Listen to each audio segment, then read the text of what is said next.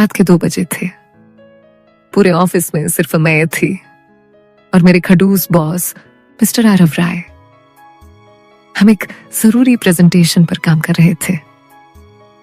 उन्होंने अपनी टाई ढीली की, अपनी शर्ट की आस्तीनें ऊपर की और मेरी तरफ देखकर अपनी गहरी आवाज में बोले, मिस अरोड़ा, आपकी परफॉर्मेंस आज कुछ ढीली लग रही है।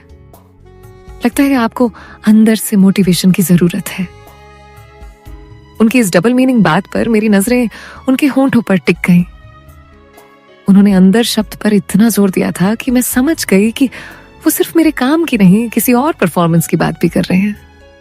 उस रात उस खाली ऑफिस में मैंने तय कर लिया था कि आज मैं उन्हें अपनी ऐसी परफॉर्मेंस दिखाऊंगी जिसे वो जिंदगी भर भूल नहीं पाएंगे। मैं कियारा अरोड़ा, एक ऐसी लड़की जो छोटे शहर से बड़े बड़े सपने लेकर मुंबई आई थी। और मेरा सबसे बड़ा सपना था देश की सबसे बड़ी एडवर्टाइजिंग एजेंसी क्रिएटिव क्रेयॉन्स में काम करना। अपनी मेहनत से मैंने वो सपना पूरा भी कर लिया, पर मुझे क्या पता था कि मेरा ये सपना एक बुरे सपने में बदलने वाला है। और उस बुरे सपने का नाम था मिस्टर आरव राय। आरव राय हमारी कंपनी के क्रिएटिव हेड थे। वो एक जीनियस थे। उनके बनाए हुए एड्स पूरी दुनिया में अवार्ड जीतते थे। पर वो जितने जीनियस थे उतने ही खड़ूस, अक्खड़ और मुंहफट भी थे। उनके केबिन में कोई भी 5 मिनट से ज्यादा नहीं टिक पाता था। वो किसी मशीन की तरह थे जिसमें भावनाओं के लिए कोई जगह नहीं थी। और किस्मत का खेल देखिए, मुझे सीधा उन्हीं की टीम में डाल दिया गया। पहले ही दिन उन्होंने मेरे काम को 10 बार रिजेक्ट किया। ये क्या बनाया है मिस अरोड़ा? उन्होंने मेरी फाइल फेंकते हुए कहा, इसमें कोई आत्मा नहीं है, ये सिर्फ शब्द हैं।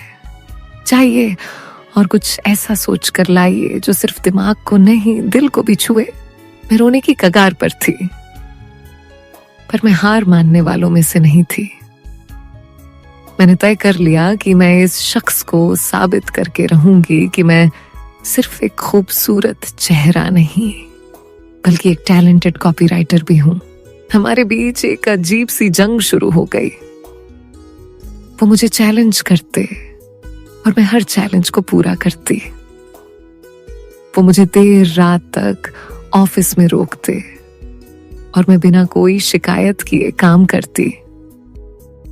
हम दोनों एक दूसरे से नफरत करते थे, पर शायद हम दोनों एक दूसरे की मेहनत और जुनून की इज्जत भी करने लगे थे। इस जंग के बीच मैंने आरव का एक ऐसा रूप देखा जो किसी और ने नहीं देखा था। एक रात मैं एक कैंपेन पर काम करते करते ऑफिस में ही सो गई। जब मेरी आंख खुली तो सुबह के 4 बज रहे थे।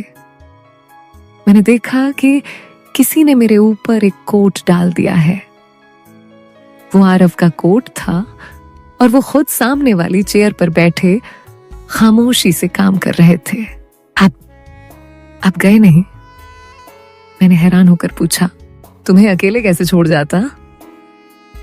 उन्होंने बिना मेरी तरफ देखे कहा, उस दिन पहली बार मुझे उस खड़ूस बॉस के अंदर एक इंसान नजर आया।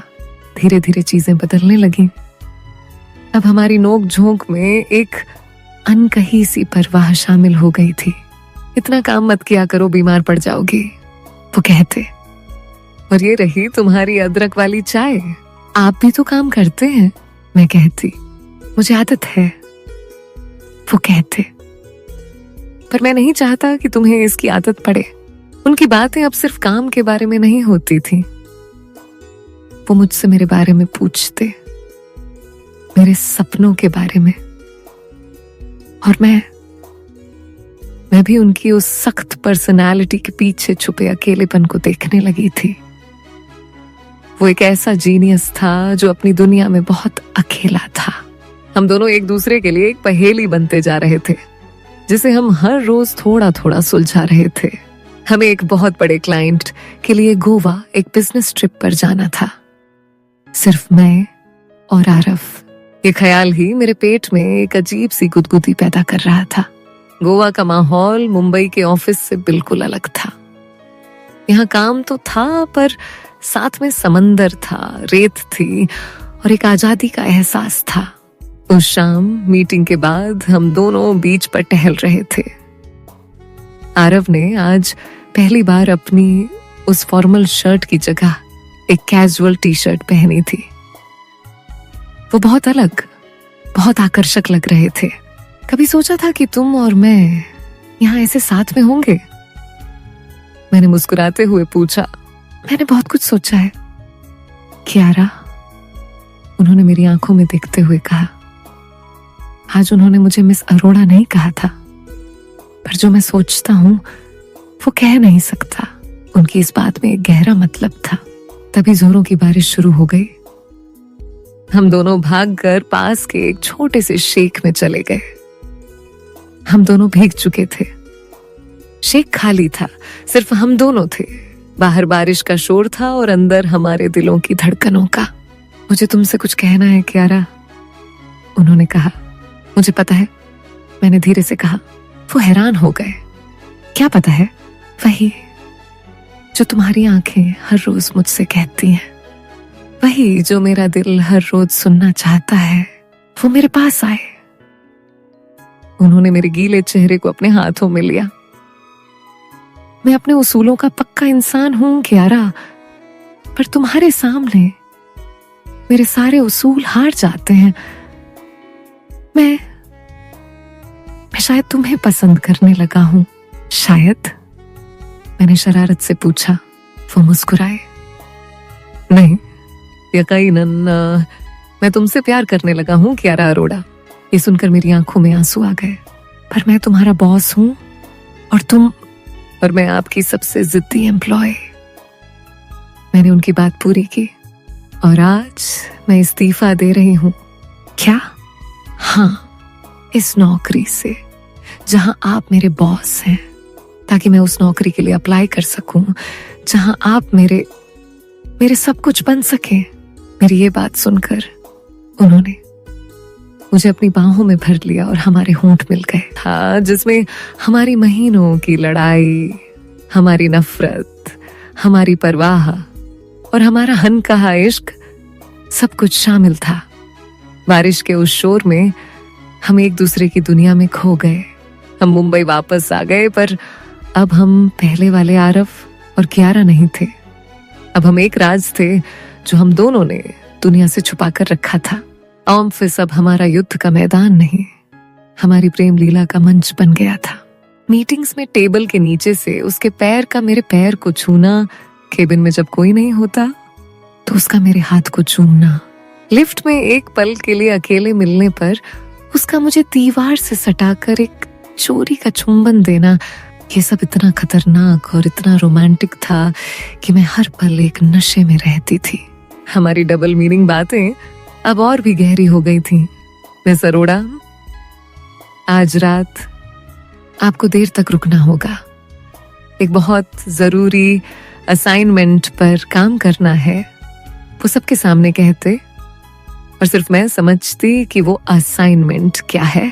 जी सर, मैं अपनी पूरी लगन से काम करूंगी, मैं मुस्कुराते हुए जवाब देती। हम आग से खेल रहे थे और इस खेल में हर पल मजा आ रहा था। एक रात हम ऑफिस में देर तक अकेले थे। हम एक कैंपेन पर काम कर रहे थे, पर काम से ज्यादा हम एक दूसरे में खोए हुए थे। उन्होंने मुझे अपनी चेयर पर खींच लिया। मैं उनकी गोद में बैठी थी। आरव, कोई आ जाएगा, मैंने कहा। आज इस ऑफिस का राजा मैं हूं और तुम मेरी रानी, उन्होंने मेरी गर्दन पर चूमते हुए कहा। आज हमें कोई नहीं रोक सकता। वो मुझे चूम रहे थे और मेरे हाथ उनके बालों में थे। माहौल में एक जुनून था, एक बेताबी थी। तभी केबिन का दरवाजा खुला और सामने कंपनी के मालिक मिस्टर सिंघानिया खड़े थे और उनके साथ एक और लड़की थी। हम दोनों एक झटके से अलग हुए। मेरे होश उड़ गए थे। आज तो हम रंगे हाथों पकड़े गए थे। ये सब क्या हो रहा है आरव? मिस्टर सिंघानिया ने गुस्से से पूछा। सर, वो आरव कुछ बोल नहीं पा रहे थे। चुप रहो, वो चीखे। मुझे अपनी आंखों पर यकीन नहीं हो रहा। तुम मेरी बेटी के मंगेतर, एक मामूली सी एम्प्लॉय के साथ। क्या बेटी? मंगेतर, मेरे पैरों तले जमीन खिसक गई। आरव आरव की मंगनी हो चुकी थी, और वो भी मिस्टर सिंघानिया की बेटी, उस लड़की से जो उनके साथ खड़ी थी। आरव ने मुझसे इतना बड़ा सच छुपाया। उसका प्यार, उसके वादे, सब झूठ थे। मैं सदमे में उन तीनों को देख रही थी। मेरी प्रेम कहानी, मेरी जिंदगी का सबसे खूबसूरत सपना, एक पल में एक भयानक धोखे में बदल चुका था। उस रात, उस बंद केबिन में मेरी दुनिया उजड़ गई। जिस इंसान को मैंने अपना सब कुछ माना, वो किसी और का होने वाला था। क्या आरव सच में एक धोखेबाज था, या इसके पीछे कोई और कहानी थी? और अब मेरा क्या होगा? क्या मुझे नौकरी से निकाल दिया जाएगा, या मुझे इस धोखे की कोई और कीमत चुकानी होगी? अगर तुम भी जानना चाहते हो कि आरव की सच्चाई क्या थी और कियारा की जिंदगी ने कौन सा मोड़ लिया, तो कमेंट में लिखो पार्ट 2। इस कहानी को अपने हर उस दोस्त के साथ शेयर करो जो ऐसी कहानियों का दीवाना है, और चैनल को सब्सक्राइब करना मत भूलना, क्योंकि असली खेल तो